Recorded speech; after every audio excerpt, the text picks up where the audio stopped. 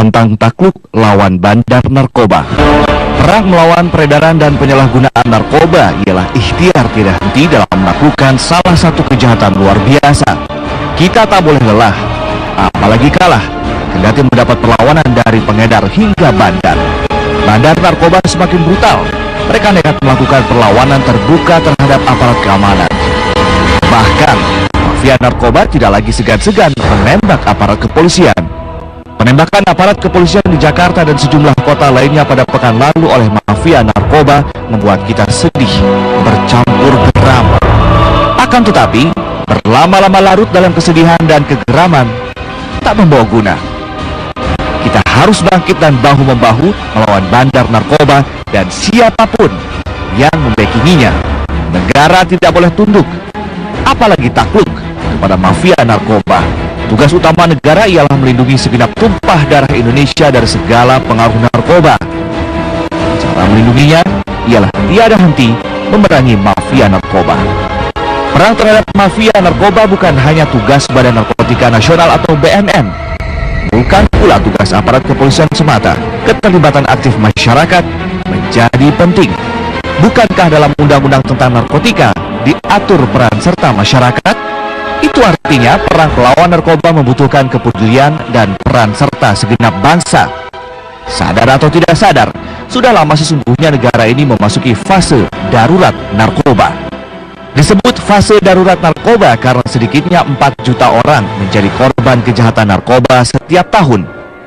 Angka kematian akibat narkoba mencapai 12.044 jiwa per tahunnya, dan kejahatan narkoba telah merusak sendi kehidupan manusia dan kemanusiaan.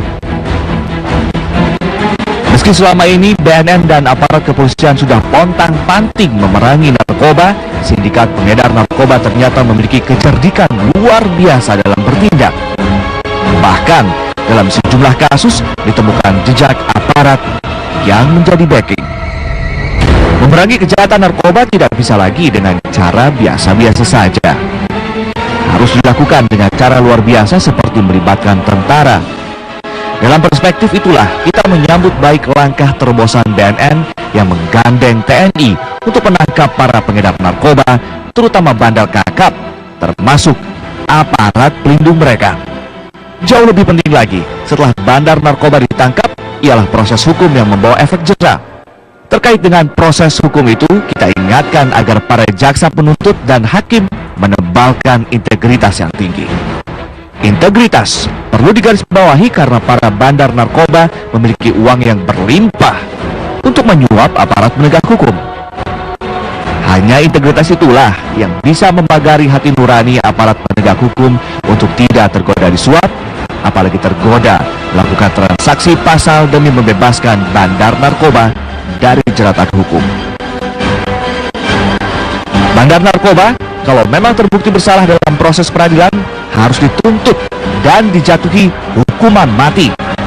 Setelah berkekuatan hukum tetap, vonis mati itu konsisten dijalankan. Konsistensi diperlukan agar bandar narkoba tidak lagi leluasa menjalankan bisnis jahat itu dari balik jeruji besi, seperti yang terjadi selama ini. Perang terhadap mafia narkoba pada tahap tindakan harus berkorelasi erat, sangat erat dengan vonis pengadilan. Perang melawan bandar narkoba jangan sampai cuma gegap gempita pada saat penangkapan, tapi sunyi senyap di ruang sidang. Jika itu yang terjadi, percayalah, rakyat tidak pernah lelah memberikan dukungan memerangi bandar narkoba. Pantang takluk lawan bandar narkoba itulah yang menjadi topik dalam bedah editorial media Indonesia kali ini. Sekali lagi undang Anda untuk berpartisipasi pemirsa melalui 021583050. Kita langsung bahas bersama Bung Gaudens. Bung Gaudens, tadi disebutkan bahwa ini bandar modusnya semakin luar biasa dan tidak bisa dilawan dengan cara yang harus luar biasa pula begitu. Kenapa kita harus pantang takluk lawan bandar narkoba? Ya, kita ketahui ada 3 kejahatan luar biasa di Indonesia. Yang pertama itu korupsi, yang kedua terorisme, yang ketiga itu narkoba. Terhadap korupsi dan terorisme kita bisa melihat bagaimana cara penanganannya. Masalah terorisme yang baru-baru ini kan ditangani dengan baik oleh kepolisian. Tetapi terkait dengan kejahatan luar biasa jenis narkoba, tampaknya aparat kita itu tertatih-tatih jalannya. Karena apa? Karena rupanya bandar narkoba itu jauh lebih lihai. Katanya sih maling jauh lebih pintar daripada polisinya. Itu yang tampak sekarang ini, di mana pada pekan lalu di sejumlah daerah itu polisi berperang terbuka dengan bandar narkoba, atau polisi mendapat perlawanan terbuka dari bandar narkoba. Bahkan di Jakarta ada anggota polisi yang tewas di tangan bandar narkoba. Nah, bandar narkoba ada 3 komponen di dalam persoalan narkoba itu. Yang pertama itu tentu saja pengguna. Tidak ada bandar kalau tanpa ada pengguna. Semakin banyak semakin banyak penggunanya, berlaku hukum pasar, tentu diproduksi lebih banyak lagi. Ada pengguna, kemudian ada pengedar. Pengedar tentu mereka lah yang menghubungkan antara bandar dengan pengguna. Nah, yang susah ditangani sekarang, ya sepertinya susah disentuh itu adalah bandar narkoba. Di mana-mana itu, kalau di luar negeri itu kan, di Kolombia misalnya terjadi perang terbuka antara bandar narkoba dengan aparat keamanannya. Bahkan tentara pun dilibatkan untuk memberantas para bandar narkoba. Di Indonesia sejauh ini yang berperan aktif itu baru BNN dan pihak kepolisian. Itu pun tertatih-tatih jalannya melawan bandar narkoba. Karena itu ada gagasan mengapa tidak melibatkan Tentara Nasional Indonesia. Kalau kita melakukan perang terhadap narkoba dan kita menyebut narkoba sebagai kejahatan luar biasa, tentu dia akan mengganggu pertahanan nasional. Karena mengganggu pertahanan nasional, TNI harus diundang untuk ikut memberantas narkoba. Apalagi, bukan rahasia umum lagi, ada jejak dalam sejumlah kasus, ada jejak keterlibatan aparat keamanan, apakah kepolisian maupun tentara yang ikut membackingi para bandar narkoba. Itu nanti kita akan bahas lebih lanjut, Bung Godes. Tapi kita flashback sedikit kejadian di Berlan kemarin, 2 polisi tewas, kemudian 1 warga yang menjadi informan juga tewas. Apa yang membuka mata kita dari insiden di Berlan ini, Bung Godes? Ya, informasi di Berlan, peristiwa di Berlan itu semakin mengonfirmasi bahwa ternyata bandar narkoba itu tidak jauh dari markas tentara, markas polisi. Berlan itu kan kampung kolong istilah orang awamnya ya. Karena di sana itu ada perumahan tentara juga. Dan ketika penggerebekan terakhir kali itu kan melibatkan juga TNI diajak serta untuk mencari gembong narkoba yang menewaskan polisi tersebut. Oke, kemudian nanti kita juga akan lihat bagaimana seharusnya peran serta dari masyarakat, karena kemarin pada saat penggerebekan itu sudah dikunci begitu, sudah akan diamankan, kemudian ada sekelompok warga yang menyerbu dan kemudian menodongkan senjata tajam dan akhirnya jatuh korban. Ya, betul sekali, Bang. Kalau kita lihat misalnya narkoba ini kan bicara bisnis yang sangat luar biasa. Uang berlimpah di sana per tahun itu sekitar 63 sampai 67 triliun uang yang dipakai untuk bisnis narkoba. Baik itu di dalam bisnis maupun di dalam rehabilitasi itu kurang lebih 63 sampai 67 triliun uang yang dihabiskan hanya untuk narkoba. Uang itu juga yang dipakai oleh bandar narkoba untuk menyogok sana sini. Karena itu ada 2 pilar yang harus diberi garis bawahi. Yang pertama itu pada saat penindakan. Pada saat penindakan itu peran polisi dan BNN itu sangat diharapkan, dan juga tentara diajak serta untuk memberantas para bandar. Tidak kalah pentingnya tentu di dalam proses peradilan, pada proses penegakan hukum. Karena pada akhirnya apa yang ditangkap oleh kepolisian itu harus dibawa ke meja hijau. Di meja hijau itu yang berperan itu jaksa penuntut umum dan hakim. Harus ada konsistensi proses hukum ya. Harus ada kemauan kuat dari hakim juga untuk memberikan vonis yang maksimal. Vonis maksimal di dalam hukum positif Indonesia itu adalah vonis mati. Saat ini vonis, beberapa yang sudah dilakukan vonis mati, tetapi konsistensi vonis mati itu harus juga diperlihatkan pada saat mengeksekusi putusan yang berkekuatan hukum tetap itu. Masih ada sejumlah orang yang dijatuhi vonis hukuman mati sudah berkekuatan hukum tetap, belum dieksekusi juga. Baik, itu kita juga akan bahas lebih lanjut nanti mengenai ternyata juga ditemukan backing aparat, Bung Godes, bagaimana membasmi hal tersebut, dan juga kita akan nanti lihat beberapa respon yang sudah ada di media sosial. Kami akan kembali sesaat lagi, tetaplah di Makanya saya sih dengan adanya kemarin penggerebekan itu ya cukup senang juga ya. Mudah-mudahan ya lebih diberantas lagi ya sampai ke akar-akarnya gitu. Ya Bung Gondens, itu tadi ada testimoni katanya sudah lama begitu. Saya juga mencatat ada pernyataan dari Ketua RW, ini sering jadi lokasi transaksi narkoba. Banyak orang luar, pemasok, pembeli, pasien, warga kemudian resah dan mengklaim sudah ada pengawasan rutin dan sweeping pada pengunjung luar. Itu tidak cukup Bung Gondens. Ya makanya kalau sudah lama itu kan ada orang yang mengatakan kalau polisi tidak mati di Berlan itu apa iya di Berantas gitu kan. Tetapi kita punya keyakinan Badan Narkotika Nasional di bawah Komjen Budi Waseso itu punya tekad yang kuat untuk memberantas narkoba. Walaupun kita tahu bahwa di sejumlah tempat, di sejumlah daerah, bandar narkoba itu tidak bekerja sendiri. Sama seperti korupsi, juga melibatkan tidak ada pelaku tunggal, juga melibatkan banyak orang dan juga melibatkan uang yang besar. Begitu juga modus di dalam narkoba tersebut. Karena itu kita mendorong kasus Berlan itu harus dijadikan starting point, momentum bagi kepolisian dan juga BNN untuk memberantas narkoba dan sekaligus membuktikan diri bahwa polisi, aparat polisi, oknum-oknum polisi juga tidak terlibat di dalam membackingi bandar narkoba. Jadi momentum mengklirkan diri kepada publik bahwa kepolisian itu benar-benar seperti kepolisian yang kita idam-idamkan, polisi yang mengayomi masyarakat, bukan polisi yang membackingi kejahatan. Dan polisi yang baik tentu tidak ada yang membackingi kejahatan, itu hanya oknum yang melakukan itu. Nah, di samping itu juga harus digencarkan rehabilitasi terhadap pengguna narkoba. Bandar narkoba ada karena ada permintaan. Permintaan itu yaitu para pengguna. Saat ini pengguna di Indonesia itu sekitar 4 juta sampai 4,2 juta. Ya. Tetapi kemampuan negara untuk merehabilitasi pengguna narkoba itu baru sampai 100.000 per tahun. Itu artinya butuh waktu 40 sampai 42 tahun untuk bisa merehabilitasi semua pengguna narkoba saat ini, dengan catatan tidak ada pemakai baru.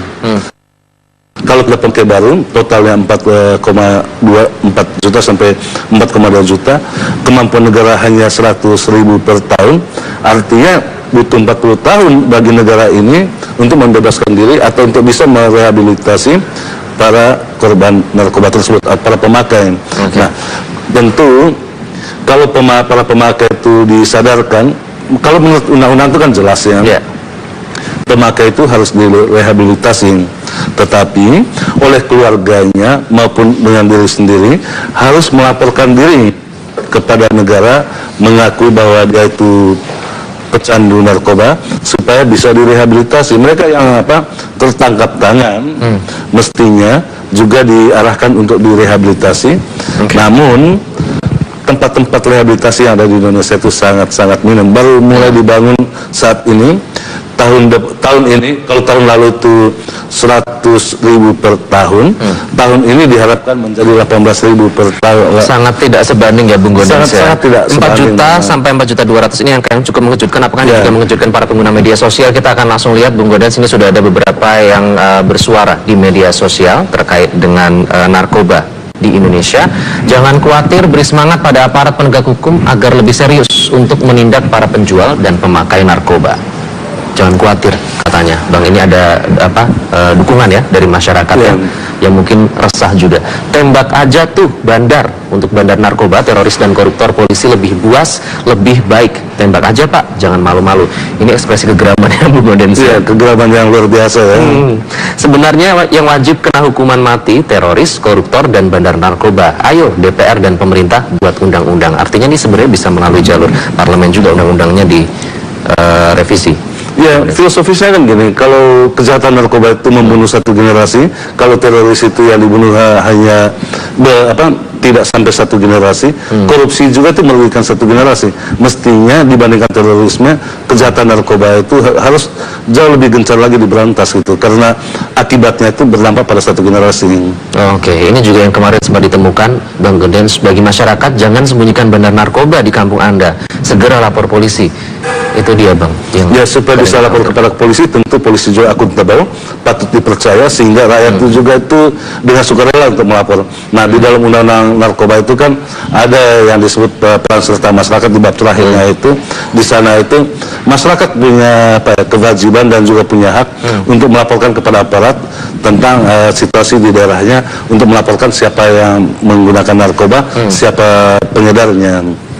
Dalam kasus di Medan misalnya, atau maupun di Sulawesi Selatan, menggunakan senjata api kok untuk menembak polisi. Ini istilah yang cukup catchy tadi, mungkin nanti akan ada istilah featuring bandar narkoba begitu. Featuring bandar narkoba. Baik, oke, kalau kita lihat sebenarnya masyarakat itu sudah tahu begitu Bung Gaudens, sudah berjalan begitu lama. Nah, salurannya itu gimana sih? Kalau misalnya kita tahu ada yang mencurigakan begitu, sebaiknya melapor kemana dan caranya seperti apa? Ya, tentu supaya masyarakat bisa melapor, syarat pertama itu kan dijamin keamanannya, dijamin kerahasiaan identitasnya, dan itu juga diatur di dalam undang-undang bahwa setiap pelapor itu harus dijamin keamanan dan identitasnya. Yang kedua, polisi itu harus meningkatkan terus profesionalitasnya, dan yang terutama itu patut dan layak dipercaya. Sepanjang polisi tidak layak dipercaya, orang tidak mungkin lapor kepada polisi. Nah, bagaimana bisa melapor kalau yang seharusnya memberikan jaminan keamanan justru menjadi backing, Bung Gaudens? Ya, justru itu. Mestinya kasus Berlan itu harus menjadi momentum bagi kepolisian untuk meningkatkan profesionalitasnya, dan juga sebagai momentum yang baik untuk memproklamasikan diri bahwa kepolisian sekarang beda dengan polisi yang dulu. Kalau dulu-dulunya polisi itu, kalau zaman Gus Dur kan polisi yang baik itu kan Hugeng dan polisi tidur. Sekarang itu harus diproklamasikan bahwa semua polisi itu, semua aparat polisi itu adalah polisi yang baik. Mengapa mereka baik? Karena mereka dibiayai oleh negara. Gitu. Nah, kalau mereka polisi baik, tentu rakyat tidak perlu khawatir lagi melaporkan kepada polisi tentang kejadian di sekitar lingkungannya. Dan yang paling penting kan keterlibatan masyarakat. Keterlibatan masyarakat itu misalnya begini, kalau di setiap kampung-kampung itu kan, di setiap gang itu ditulis 1x24 jam itu tamu wajib lapor. Tentu itu harus dipatuhi. Dan juga masyarakat kalau melihat ada sesuatu keadaan di lingkungannya, apakah itu sebagai tempat pabrik narkoba, tempat transaksi narkoba, juga misalnya pabrik bom, mestinya dengan segera melaporkan kepada pihak polisi. Polisi sekarang ini polisi yang profesional, polisi yang akuntabel, tidak perlu lagi takut-takut untuk melapor kepada polisi. Dan karena kita yakin polisi pasti menindaklanjuti, dan juga polisi menjamin kerahasiaan orang yang melaporkannya. Kayak pemerintah udah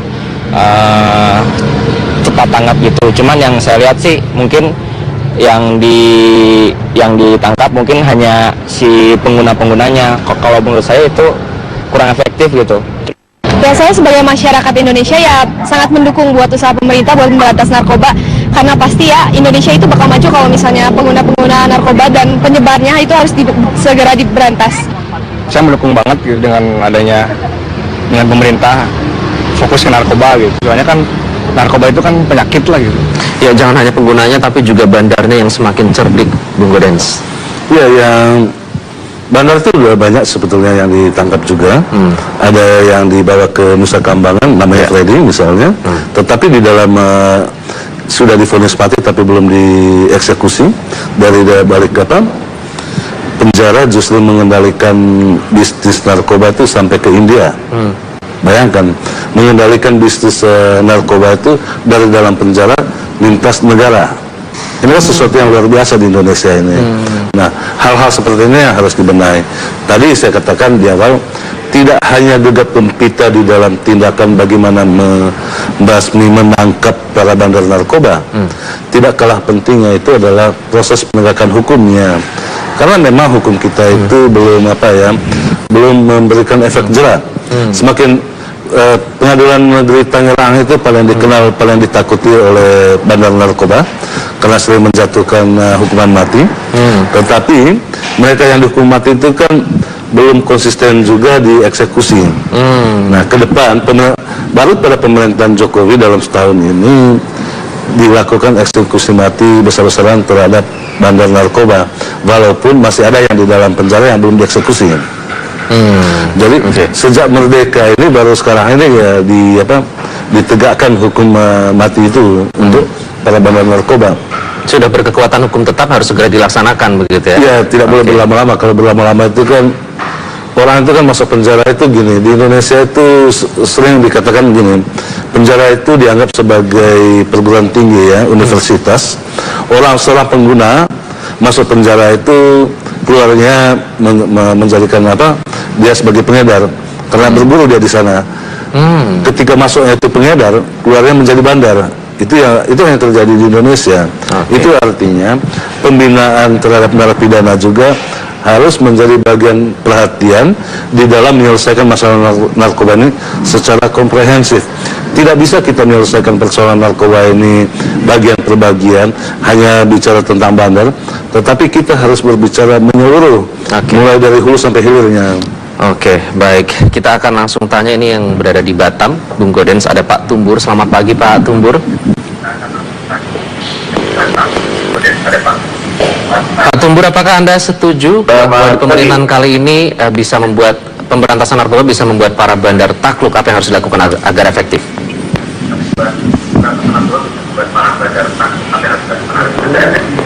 Ya, terima kasih Metro TV dan para bapak dari media Indonesia. Kalau saya berpendapat begini, Undang-Undang Nomor 35 Tahun 2009 tentang narkoba ini harus dicabut. Ya, harus dicabut. Kenapa saya katakan demikian? Karena memang undang-undang ini memberikan suatu peluang bagi orang yang pengguna. Kalau di bawah tahun 2009, Pak, masyarakat kalau disinyalir aja menggunakan narkoba, dites urin positif, dihukum 6 bulan. Tapi sekarang tidak lagi. Kalau sekarang kan ada ketemu memakai narkoba itu dia harus rehabilitasi, akhirnya negara rugi. Oke, ini sudah mendesak ya Pak menurut Anda ya? Aparat penegak hukum TNI Polri sebenarnya harus bersih.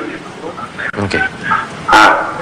Harus penegak hukum itu harus bersih dari keterlibatan masalah narkoba. Ini pasti narkoba di Indonesia selesai.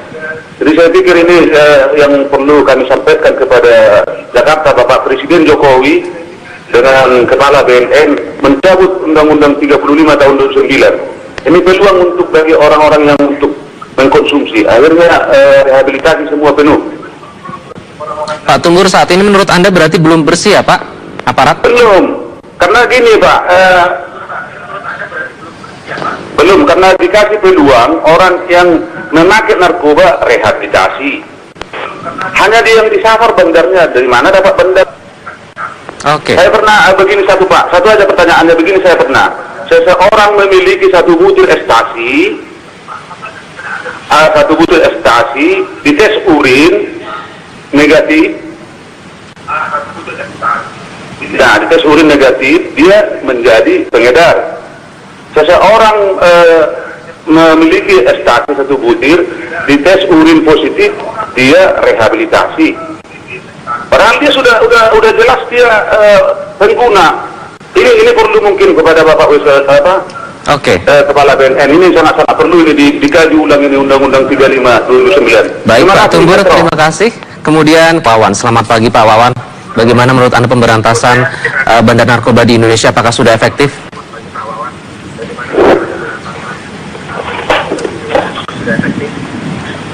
Ya. Assalamualaikum warahmatullahi wabarakatuh. Ya, waalaikumsalam warahmatullahi wabarakatuh. Silakan Pak. Assalamualaikum warahmatullahi wabarakatuh.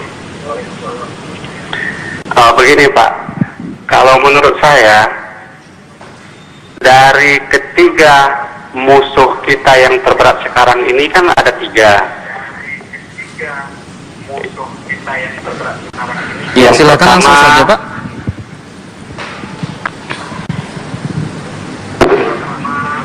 Jadi ketiga-tiganya ini kalau menurut saya ini akibat dari penegakan hukum yang masih kurang bagus, makanya ketiga-tiganya ini daripada awalnya hanya kecil-kecilan, tetapi semakin lama semakin besar, semakin berkembang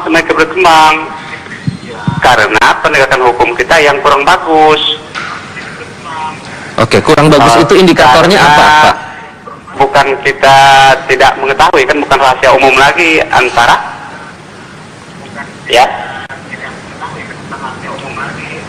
antara kepolisian, kejaksaan, kemudian hakim.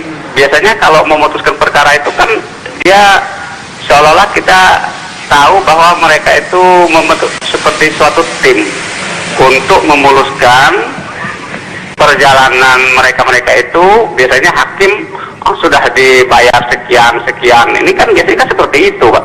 Oke, baik, kuncinya di penegakan hukum ya. Terima kasih Bapak Wawan dari Bengkulu, sudah kami catat poinnya. Kemudian kita beralih ke Medan, Sumatera Utara, bergabung dengan Bapak Robi. Selamat pagi Pak Robi. Apakah menurut Anda pemberantasan narkoba di Indonesia sudah efektif, Pak? Menurut saya itu tidak efektif. Kalau bisa yang tertangkap narkoba itu jangan direhabilitasi, langsung penjara. Halo? Iya, silakan Pak. Yang ketangkap narkoba jangan direhabilitasi. Oke. Langsung dipenjara, baik aparat pemerintah maupun polisinya. Oke. Yang Kenapa, kedua, Pak?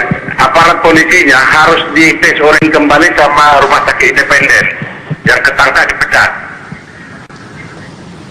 Oke. Halo? Iya, silakan dilanjutkan Pak, kami mendengarkan. Yang materi aparat polisinya itu dites urin kembali, barang siapa yang ketangkap tes urin langsung dipecat. Yang mengtes urin rumah sakit independen, jangan dari rumah sakit Bayangkara. Oke. Jadi aparat PNS, baik tentaranya, penegak hukum ketangkap mempergunakan, memegang, itu harus dipecat. Jangan direhabilitasi. Itu salah satu bandar narkoba tidak perlu diberantas. Pengedarnya, pengguna yang perlu diberantas supaya selesai. Itu dari kami dari Medan, Pak. Baik, terima kasih Pak Robi bergabung dari Medan. Saya kira pemerintah memang harus memerangi narkoba ya, karena narkoba itu sangat merusak sekali daripada generasi muda. Kemajuan yang baik karena pemerintah memang konsisten untuk memerangi narkoba. Menurut saya sih pemerintah harus benar-benar tegas ya dalam memberantas narkoba ini, karena kan memang belakangan ini narkoba udah cukup sangat mengkhawatirkan ya, apalagi yang baru-baru ini menembus sampai ke kalangan anak-anak, apalagi anak SD. Negara tidak boleh kalah ya Mbak dalam memerangi mafia. Apabila mereka menggunakan senjata, negara harus lebih keras juga dengan melawan dengan senjata, jadi tidak boleh menyerah. Katanya harus benar-benar tegas, Bung Godes. Emang kurang tegas apa sih aparat kita selama ini dalam memberantas narkoba? Ya bukan kurang tegas sih. Yang tampak sekarang ini kan bandar narkoba itu jauh lebih lihai daripada polisinya. Tadi seperti yang dikatakan Pak Tumbar ya, Pak Tumbar itu mengusulkan mengubah Undang-Undang 35 tahun 2009. Pak Tumbur, Pak. Tumbar ya. Undang-Undang tentang narkoba dan psikotropika. Nah, di dalam salah satu pasal undang-undang itu ada tentang bagaimana pengguna itu tidak dipenjara, tidak dikriminalisasi, tetapi harus direhabilitasi. Filosofinya itu para pengguna itu adalah korban, bukan pelaku. Yang wajib dikriminalisasi itu adalah pengedar dan para bandar. Sementara pengguna itu direhabilitasi. Kenapa demikian? Kalau perkembangan di dunia internasional itu kan memang para pengguna itu selalu direhabilitasi karena semakin sedikit penggunanya, tentu permintaan terhadap narkoba itu semakin kecil. Karena itu para bandar itu semakin tersudutkan, tidak bisa lagi bekerja dengan baik. Karena ini lahan bisnis. Di Indonesia bisnis ini menghasilkan 60 triliun per tahun. Gitu. Jadinya besar sekali ya perputaran uangnya. Kalau kita merevisi Undang-Undang 35 2009, tentu tidak terlalu baik bagi memerangi narkoba ke depannya. Karena di sana itu diatur juga bagaimana masyarakat dilibatkan di dalam memberantas narkoba. Undang-undangnya sangat bagus. Semangatnya sudah bagus ya. Jangan sampai dia itu berhenti indah sebagai teks, tapi miskin di dalam penerapannya. Persoalan sekarang ini kan ketika seseorang ditangkap, siapa yang menentukan ini pengguna atau pemakai? Ini pemakai atau bandar? Iya, Bung Goden, saya ini tertarik dengan distribusi narkoba ini kan tidak hanya antar lintas pulau, lintas provinsi, tapi bahkan sudah lintas negara begitu ya. Ini sudah di perbatasan, sudah dipetakan, apa yang salah di situ, Bung Goden? Ya, kalau misalnya kita lihat 2 tahun lalu misalnya, bagaimana narkoba yang begitu besar masuk dari Tiongkok lewat salah satu pantai pelabuhan di daerah Marina Ancol sana. Nah, itu kan melewati laut. Karena itu mestinya harus dicegah ketika mau masuk ke Indonesia itu, cegahnya di mana? Cegahnya di laut. Ini titik-titik rawannya nih Bang, kita lihat di Nunukan, di Papua, di Atambua yang sampai sekarang masih ditemukan peredaran narkoba. Ya betul sekali. Pusat-pusat masuk narkoba itu kan lewat laut ya. Karena itu tentara itu memang harus dilibatkan. Sejauh ini berdasarkan undang-undang hanya tentara angkatan laut yang diberi hak untuk melakukan penyidikan terhadap tindak pidana. Angkatan darat dan angkatan darat itu tidak sebagai penyidik. Nah, kejahatan di laut itu ditangani oleh angkatan laut, itu menurut undang-undang. Nah, persoalannya backing terbanyak terhadap narkoba ini kan justru adanya di darat ini. Nah, persoalannya itu kan kalau masuk ke lautnya, masuk dari laut sampai darat itu kan yang berperan itu pengedar, bukan bandarnya. Bandarnya itu ada di darat. Nah, siapa yang membackingi bandar? Itu pertanyaannya. Karena itu tidak perlu kita saling menyalahkan apakah ini kesalahan tentara atau polisi, apa adanya aparat polisi dan tentara di dalam jejak-jejak melindungi para bandar. Yang terpenting sekarang itu polisi dan tentara tentu di bawah koordinasi BNN harus bahu-membahu memberantas mafia narkoba dan siapapun yang membackingi di belakangnya. Jadi jangan hanya berhenti pada bandar seperti dalam kasus Berlan misalnya. Jangan hanya berhenti bagaimana polisi mencari 12 orang yang diduga menganiaya polisi. Sudah 2 yang ditembak mati. Masih ada 8 yang saat ini dicari. Jangan hanya berhenti pada mencari mereka. Juga harus dipersoalkan mestinya mengapa hanya 3 polisi dari Polsek pula yang masuk memberantas menangkap bandar di Berlan. Sementara di sana itu kan kampung di Sarang di sana itu ya. Nah, mestinya ketika hal-hal seperti ini kan harus ada perencanaan yang baik. Tampak sekali di dalam penangkapan bandar narkoba itu tidak ada perencanaan yang baik sehingga yang menjadi korban itu ya polisi. Oke, terakhir, bagaimana agar bandar narkoba ini takluk, Bang? Ya, bandar narkoba itu harus takluk. Filosofinya itu negara tidak boleh takluk terhadap kejahatan apapun bentuknya. Karena itu tidak hanya tugas BNN, tidak hanya tugas polisi, tetapi juga menjadi tugas dan tanggung jawab setiap warga negara untuk terlibat di dalam pemberantasan narkoba. Minimal kita, saya, Anda, dan juga keluarga terdekat menjauhi narkoba. Jadi kampanye menjauhi narkoba, kampanye anti narkoba harus terus-menerus dilontarkan dan itu harus menjadi gerakan masyarakat sipil. Sepanjang dia tidak menjadi gerakan masyarakat sipil, narkoba itu selalu akrab, apalagi kalau dibackingi. Dan tentunya jangan cuma tadi saya mengutip kata Anda, jangan cuma gegap gempita pada saat penangkapan, tapi sunyi senyap di ruang sidang begitu ya. Ya, sunyi senyap di ruang sidang itu kan itu yang terjadi selama ini ya. Baik, Bung Gaudens Yuswardi, terima kasih sudah hadir.